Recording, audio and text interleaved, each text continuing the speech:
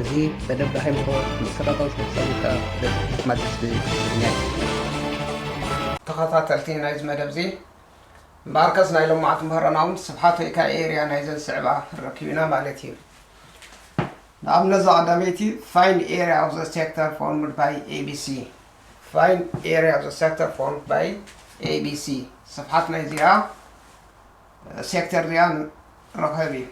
ስለዚ ስፍሓት ናይ ሓደ ሴክተር ንክረክብ ከምቲ ኣብ ዝሓለፈ ሰም ዝተምሃርናዮ ኤሪያ is equal to r square times angle theta over 2. ለዛ ፎርሙላ ዚኣ እንጥቀመላ እቲ አንግል ብራዲያን ክንሰርሖ ምስ ንደሊ እዩ። ብራዲያን ክንሰርሖ ምስ ንደሊ እዩ። ንኣብነት ኣርክ ክንደይ ተባሂልና ኣሎ? ሬዲየስ ማለት እዩ 7 ስኩዌር ታይምስ አንግል ቴታ 120 እዩ። ናብ ራዲያን ክንቀይሮ ከለና 2.1 ይመፃልና ማለት እዩ። ናብ ራዲያን ከመይ ጌርና ከም ንቀይሮ ኣብ ዝሓለፈ ሰሙን ተማሂረና ማለት እዩ። ስለዚ 120 ዲግሪ ማለት 2.1 ራዲያን ማለት እዩ ኦቨር 2። ስለዚ 7 ስኩዌር 49 ታይምስ 2.1 ኦቨር 2። ስለዚ 49 ዝረብሖ 2.1 ኣብ ሌላ 2 ክንደይ ክመፀልና ማለት እዩ። ካልኩሌተር ተጠቂምና ምስ ነርብሖ 51.45 ሴንቲሜትር ስኩዌር ይመፃልና ማለት እዩ።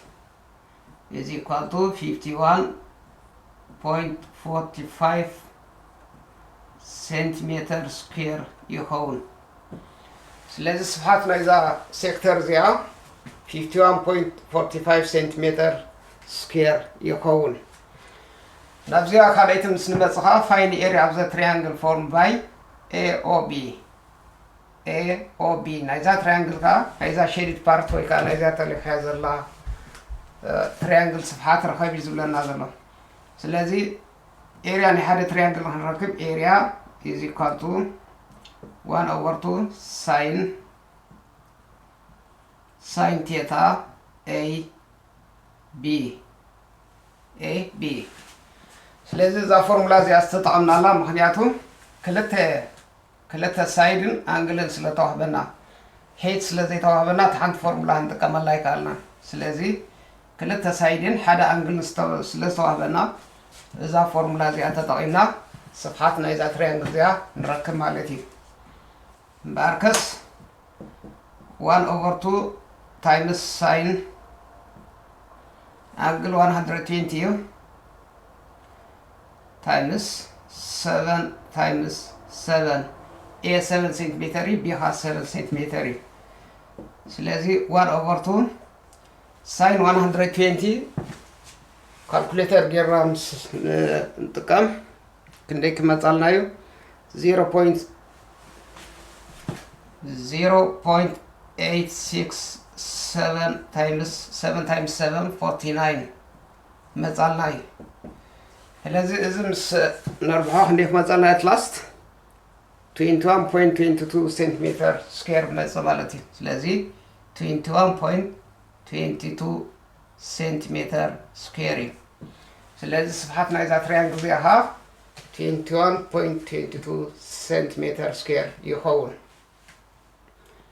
ቀፂልና ኤሪያ ወይ ከዓ ስፍሓት ናይዛ ሴግሜንት ረኪብና ማለት እዩ። find area of the segment ARB ናይዛ ሼዲድ ፓርት ወይ ከዓ ናይዛ ተለፊያ ዘላ ክፋል ስፍሓት ረኪብና ማለት እዩ። ስፍሓት ናይ ሓደ ሴግሜንት ንክረክብ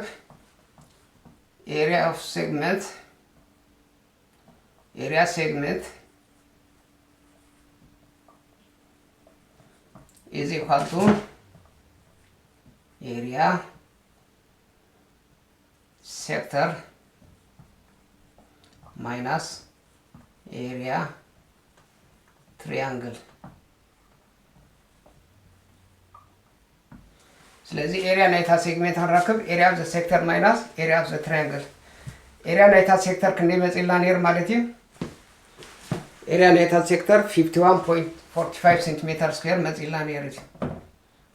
51.45 ሴንቲሜትር سكوير مزيلا نيري area نايتا تريانجل كا 21.22 سنتيمتر مزيلا نيرو 21.22 سنتيمتر سكوير مزيلا نيرو ስለዚህ area segment is equal to 30.23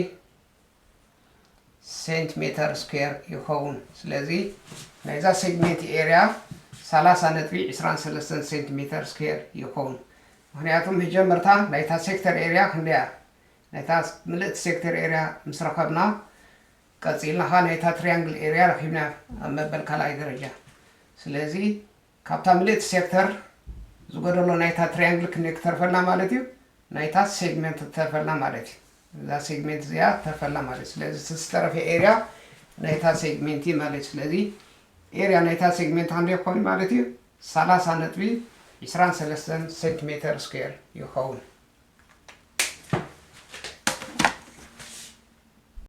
مباركس እንኳን ወርሃ ጳጉሜን በሰላም አብጽሐና እንዳበልኩ አብቀጻሊ ቪዲዮ ነክሳም ረሃብካ ሰላም ከነ